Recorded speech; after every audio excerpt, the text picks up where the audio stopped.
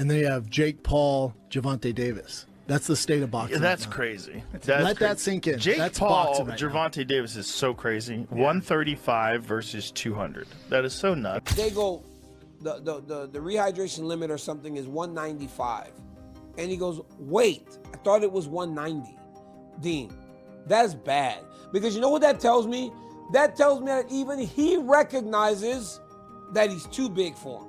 Yes. He recognizes that he's too big for him. One thing that is not the common thing to have in a contract if I'm Tank. A ladder. A ladder. Can I get a ladder? Somebody? You know what I mean? Hey, look, all kidding. If he hits him on the chin the way he can punch, Jake might be doing a dance. You know what I mean? Not voluntarily either. But we'll get into that more later. We'll get into that more later. During a recent podcast, Joe Rogan broke down the most hyped Jake Paul versus Gervonta Davis fight, saying, "This could get ugly." He emphasized the huge weight difference, reminding the fighters that weight classes exist for a reason. Rogan noted that while Jake Paul's size and strength give him an edge, Gervonta's skill and speed make it intriguing. But the physical gap could turn the matchup into a dangerous and unfair fight. My opinion is, I just want to say, in case someone calls me into court, I'm a fucking idiot and I don't know nothing. And don't take my advice. I love the Saudis. Don't take my opinion. I love the Israeli government. I love That everyone. had nothing to do with them. Hmm? That was Jake Paul promoting it.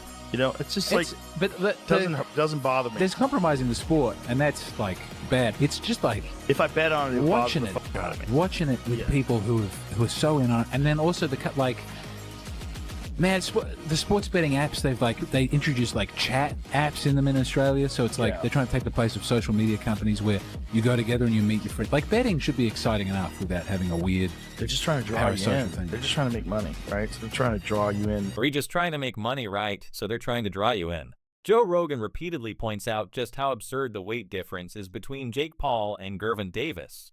Paul has been fighting around cruiserweight almost 195 to 200 pounds, while Davis has stayed at lightweight round 135 pounds for most of his career.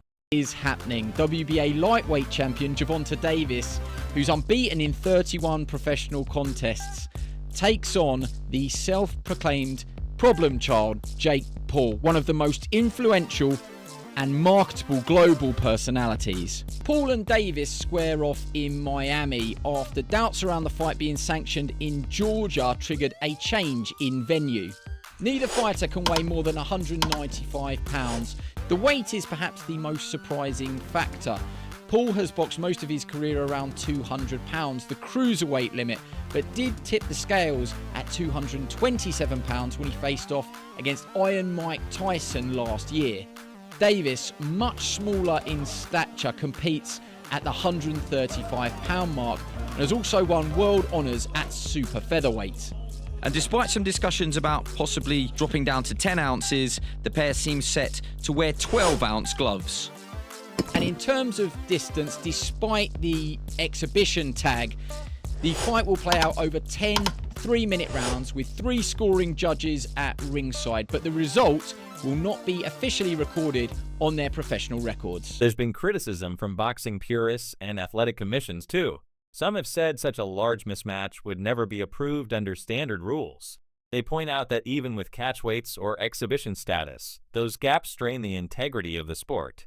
He should beat Jake Paul, shouldn't he? No, he shouldn't. But you don't think? Sorry. So, I thought we were all unanimous here. Do you think that Jake Paul beats Gervonta Davis? 70 pounds is 70 pounds. Gervonta Davis is very small.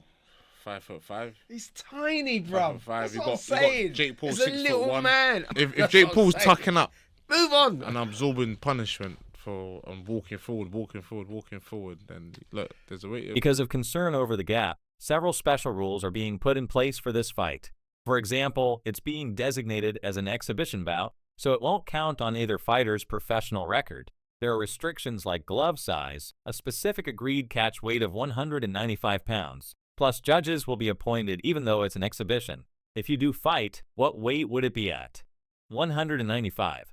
In boxing, so you got Canelo Crawford, you got Mike Tyson, Floyd Mayweather, that's happening, and then you have Jake Paul, Gervonta Davis. That's the state of boxing. Yeah, that's right now. crazy. Let that sink in. Jake That's Paul, boxing right now. Gervonta Davis is so crazy. 135 versus 200. That is so nuts. They're all expedition. None of them are. Yeah, they're exhibitions. But what does that mean?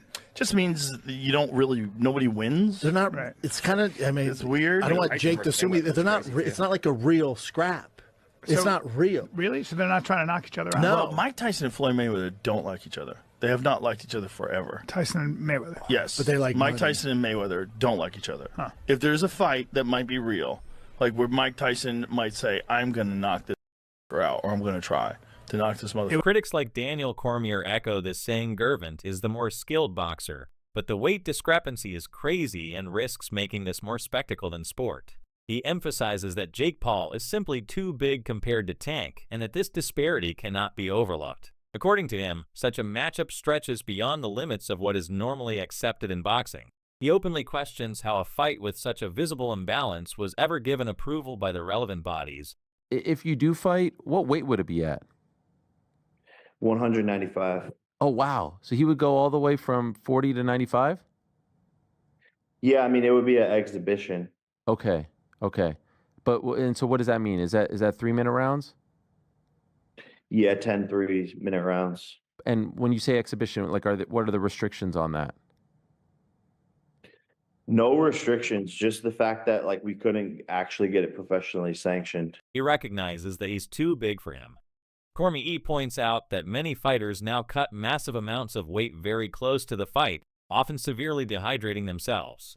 When combined with a big weight difference in the ring, the danger becomes twofold. The smaller fighter is already at a disadvantage, and the larger but exhausted one may also be compromised. In cases like Paul versus Davis, where one fighter could rehydrate and enter at a much heavier and physically stronger weight, the imbalance is amplified.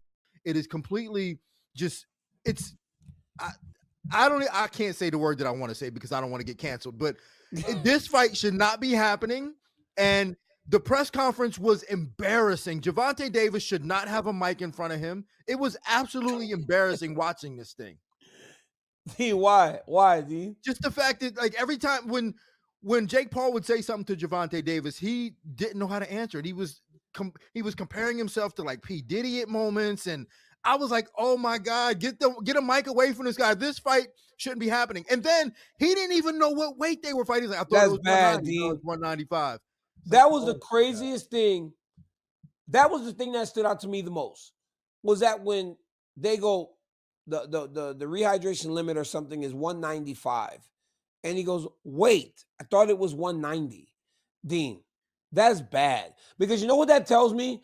That tells me that even he recognizes that he's too big for him.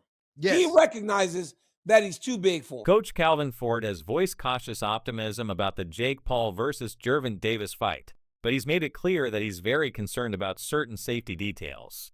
He admits the size disparity is extreme, but says Davis accepted the terms, so Ford isn't backing out. Ford's main gripe is the glove size. He argues that 12 ounces gloves are typically meant for training, not competitive matches. He's pushed for a compromise that Davis should wear 8 ounces gloves and Paul wears 10 ounces to reduce the risk and balance things somewhat. Ford says he raised the issue with one of Paul's camp, but was told they don't want mix and match.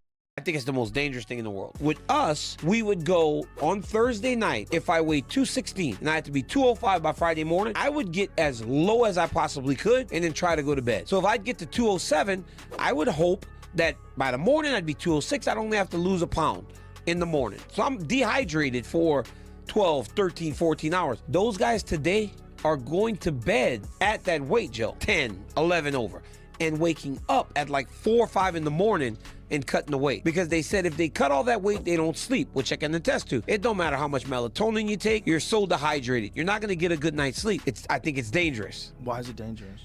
Because you have to cut 10 pounds in 4 hours. If you don't, you're screwed. Because the worst possible feeling, you expect to lose 8, but you might lose 6 or 5.5. And then you're like, Despite the concerns, Ford believes the fight is doable, citing his experience watching Davis face larger opponents in training in the gym.